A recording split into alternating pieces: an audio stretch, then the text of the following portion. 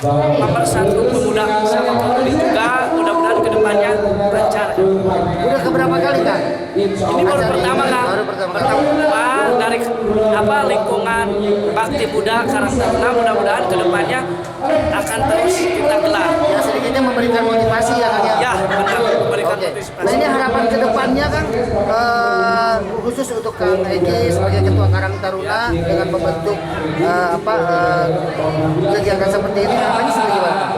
Harapannya kedepannya ya kita lebih kompak lagi, lebih bersatu lagi, kita bikin semeriah mungkin, karena ini kalau dibilang budak dadakan gitu kan, tapi mudah-mudahan ya kedepannya lebih lancar lagi lah, lebih kompak lagi Karang Taruna Desa Gandasari.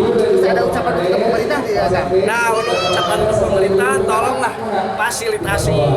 Karena kenapa pemuda di kita sekarang banyak yang gaul bebas? Ya, karena apa? Karena apa? Karena kurangnya apa? Lingkungan dari pemerintahnya kurang memfasilitasinya. Iya, kurang memfasilitasinya gitu kan.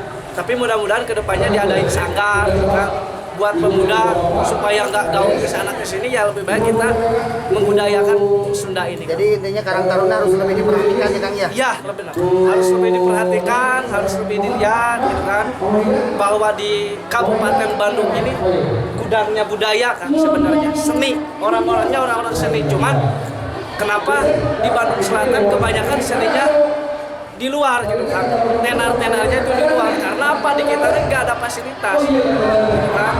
Jadi harus dari pihak pemerintah tuh harus memberikan sosialisasi ke tiap-tiap desa bahwa harus dikasih kegiatan atau apa. Ya, oke, terima kasih Kang.